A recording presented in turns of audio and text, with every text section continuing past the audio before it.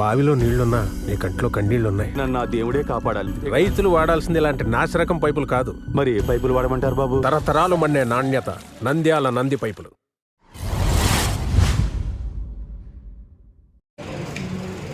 అందరికీ నమస్కారం. మన పురపాలక సంఘ పరిధిలో ఆంధ్రప్రదేశ్ రాష్ట్ర ఆదేశాల మేరకు పట్టణంలో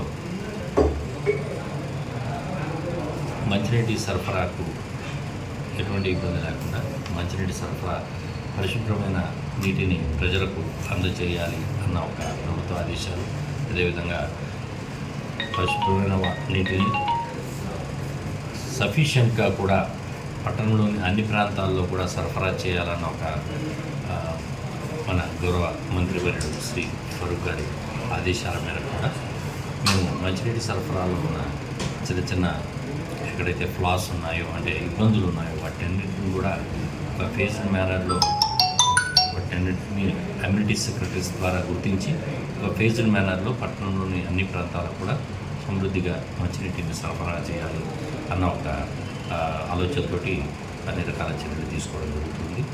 పట్టణంలో ప్రస్తుతం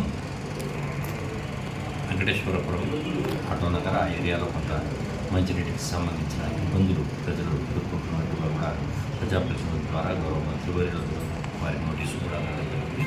ఆ ఏరియాలో కూడా మంచినీటి సరఫరాను మెరుగుపరచడానికి ఏ రకమైన చర్యలు తీసుకోవాలి అనేది కూడా ఒక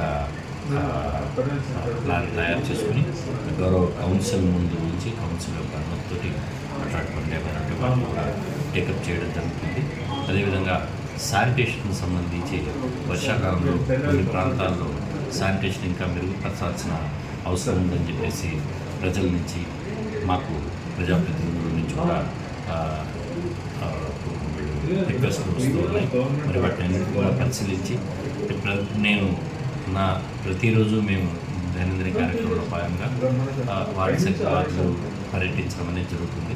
అదేవిధంగా రానున్న రోజుల్లో ప్రభుత్వ ఆదేశాల ప్రకారం మన పట్టణంలో 2 ప్రాంతాల్లో అన్నా క్యాంటీన్లు ఓపెన్ చేయడానికి కూడా తగు చర్యలు తీసుకుంటున్నాము.